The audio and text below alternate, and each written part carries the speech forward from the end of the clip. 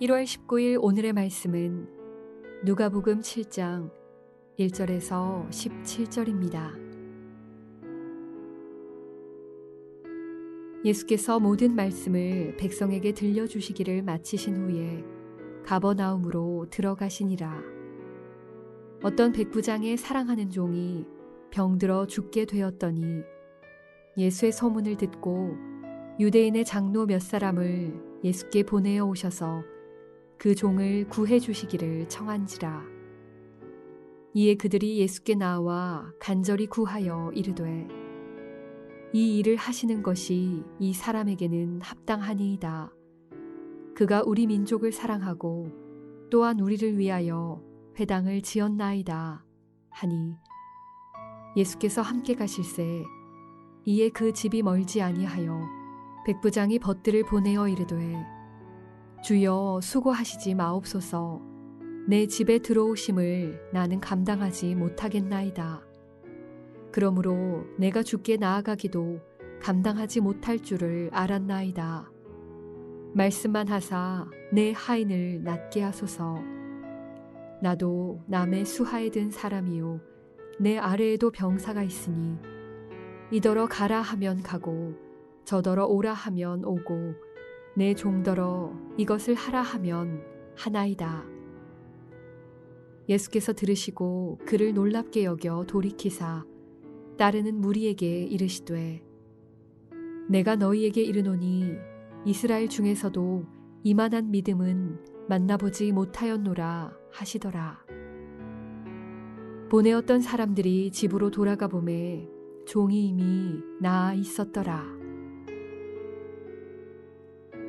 그 후에 예수께서 나인이란 성으로 가실새 제자와 많은 무리가 동행하더니 성문에 가까이 이르실 때에 사람들이 한 죽은 자를 메고 나오니 이는 한 어머니의 독자요 그의 어머니는 과부라. 그 성에 많은 사람도 그와 함께 나오거늘 주께서 과부를 보시고 불쌍히 여기사 울지 말라 하시고 가까이 가서 그 관에 손을 대시니 맨 자들이 서는지라. 예수께서 이르시되 청년아 내가 네게 말하노니 일어나라 하시매 죽었던 자가 일어나 앉고 말도 하거늘 예수께서 그를 어머니에게 주시니 모든 사람이 두려워하며 하나님께 영광을 돌려 이르되 큰 선지자가 우리 가운데 일어나셨다 하고 또 하나님께서 자기 백성을 돌보셨다 하더라. 예수께 대한 이 소문이 온 유대와 사방에 두루 퍼지니라. 예수님의 긍휼과 권능을 의지하여 절망을 돌파해 나가는 힘 있는 제자가 되시기를 축복합니다. 오늘 누가복음 7장 전반부에서는 우리가 두 개의 기적에 대해서 읽게 됩니다. 첫째로는 백부장의 종을 살려내 주신, 병을 고쳐주신 이야기고, 두 번째로는 가난한 과부의 죽은 아들을 살려내신 사건에 대해서 말하고 있습니다. 성경을 묵상할 때 여러분이 기적을 만나거든 무조건 목적이라고 하는 도구로 여시면 다 열리게 되어 있습니다. 기적을 해석하는 열쇠는 목적입니다. 기적은 반드시 목적이 있어서 일어났고 그 목적을 위하여 기록된 것입니다. 오늘 백부장의 종이 치료된 사실은 예수님의 권능이 무엇인지를 보이기 위하여, 그리고 과부의 아들을 살려내신 것은 예수님이 긍휼이 어떤 것인가를 보여주시기 위해서 기록되었습니다. 오늘 묵상 주제는 주님의 권능과 긍휼입니다. 로마 백부장, 군대의 권위의 의미를 잘 알고 있었습니다. 군대에서는 상명하복입니다. 명령하면 복종하는 거죠. 가라 하면 가고 오라면 오는 그런 군대의 권위의 의미를 잘 알았기 때문에 그의 종을 고쳐주시기 위해서 예수님이 자기 집으로 향할 때에 이 백부장은 종을 보내서 예수님께 말씀드립니다. 저희 집에까지 오심을 저는 감당할 수가 없습니다. 그냥 말씀 한마디만 하십시오. 우리식으로 말하자면 어디에 어떻게 왕이신 예수님이 우리 집까지 오시겠습니까? 그냥 군대식으로 표현하자면 명령만 하십시오. 병아, 나아라. 그러면 나을 겁니다. 저도 위에 상관이 있고 밑에 부하가 있습니다. 제 부하에게 이리 하라면 하고 저리 가라 하면 저리 갑니다. 예수님은 만물 다스리시는 천하 만사를 다스리시는 왕이시니까 예수님이 그냥 말씀 한마디만 명령하셔도 반드시 병이 나을 것입니다. 예수님은 놀라셔서 이스라엘 중에서도 이만한 믿음을 만나보지 못했다고 감탄하셨습니다. 누가가 우리에게 꼭 얘기해주고 싶은 것은 이것입니다. 예수님은 병도 죽음도 말씀 한마디로 다스리시는 권능의 하나님이시다. 죽은 과부의 아들을 살린 사건을 볼까요? 특이한 것이 있습니다. 예수님이 많은 경우 사람들의 믿음의 반응을 사용하셔서 기적을 일으키시는데 이 과부의 아들을 살린 사건에는 그들 편의 반응이 아무것도 없습니다.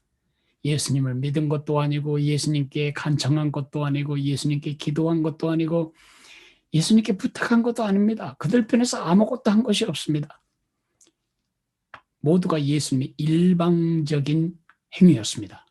제가 동사만 읽어드릴까요? 보셨습니다. 불쌍히 여기셨습니다. 울지 말라고 격려해 주셨습니다. 그리고 상여로 가까이 가셨습니다. 그리고 유대인들은 부정하게 여기는 그 일, 관에 손을 대셨습니다.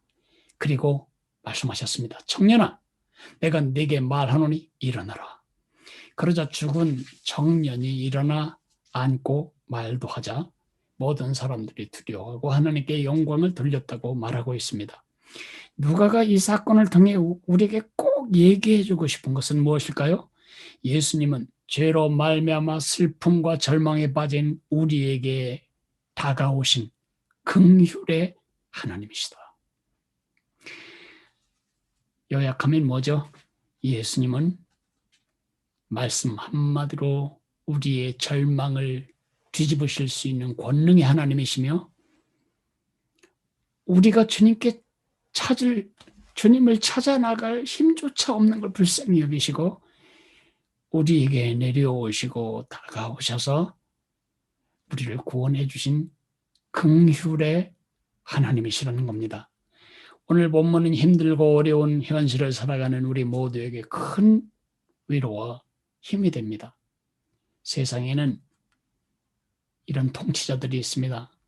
힘은 어마어마하게 큰데 긍휼이 없어요. 폭군들이죠. 독재자들이죠. 반대도 있습니다. 백성들을 사랑하긴 하는데 힘이 하나도 없어서 그의 권세가 먹히지 않는 힘없는 왕도 전혀 우리에게 위로가 되지 못합니다. 그러나 예수님은 권능의 하나님이시며 동시에 긍휼의 하나님이십니다. 예수님의 긍휼과 권능은 그분의 동기입니다. 예수님이 우리를 죄에서 건져주기 위해 이 땅에 오신 동기가 뭐죠? 우리를 긍휼히 여기시기 때문입니다. 그러나 그에게는 우리를 구원할 권능이 있으셨습니다. 예수님이 우리와 함께 계신 이유가 뭐죠? 우리를 긍휼히 여기시고 그의 권능으로 우리를 돌볼 수 있기 때문입니다. 예수님이 우리를 보호하심도, 예수님이 우리를 공급하심도, 예수님이 우리를 인도하심도 두 가지 때문입니다. 그분은 하실 수 있고 그분은 해주고 싶으시기 때문입니다. 하실 수 있는 권능이 있고 그렇게 해주기를 원하시는 긍휼이 있기 때문입니다. 우리를 향한 그분의 모든 은혜는 그분의 긍휼과 권능에서 나온 것입니다. 예수님의 긍휼과 권능의 대상이 된 것, 이것이 우리의 큰 축복입니다. 지금처럼 어려운 때 우리에게 필요한 것은 그런 주님의 긍휼과 그런 주님의 권능뿐입니다. 오늘도 우리 마음으로, 우리 믿음으로, 우리 기도로 예수님의 긍휼과 권능을 이 힘들고 어려운 날을 돌파해 나갈 자산으로 사용하시기를 축복합니다. 오늘 암구호는 예수님의 긍휼과 권능을 낭비하지 말라입니다. 예수님의 긍휼과 권능을 낭비하지 마십시오. 예수님의 긍휼과 권능이 누가복음 7장에서 잠자지 않도록 그것을 끄집어다가 내 속에 놓고 오늘도 절망스러운 오늘의 삶을 힘있게 돌파해 나가는 여러분이 되시기를 축복합니다. 오늘 우리 자신과 우리 자녀들과 우리 주변을 위해 기도해야 할 제목은 예수님의 긍휼과 권능을 의지하여 절망을 돌파할 힘을 주옵소서. 그렇게 기도해야 합니다. 특별히 절망 가운데 있는 형제들, 절망적인 상황 가운데 고전하고 있는 형제들을 떠올리면서 이들에게 주의 긍휼, 주의 권능을 의지할 믿음을 달라고 기도해 주어야 되겠습니다. 기도하겠습니다. 사랑하시는 주님, 권능의 하나님이십니다. 온 세상이 공허하고 혼돈하고 어둠에 쌓여 있을 때 말씀 한마디로 혼돈을 질서로 뒤집으시고 공허를 충만으로 채우시며 어두움을 빛으로 바꾸신 권능의 하나님이 우리 예수님이십니다. 그 예수님이 하늘 보좌를 버리고 이 땅에 찾아오신 이유는 우리가 그 하나님을 찾아 나설 힘이 없기 때문입니다. 그런 우리를 불쌍히 여겨서 주님이 일방적으로 오셨습니다. 일방적으로 우리를 사랑하셨습니다. 일방적으로 우리에게 은혜를 베푸셔서 십자가에 죽으시고 다시 살아나셨습니다.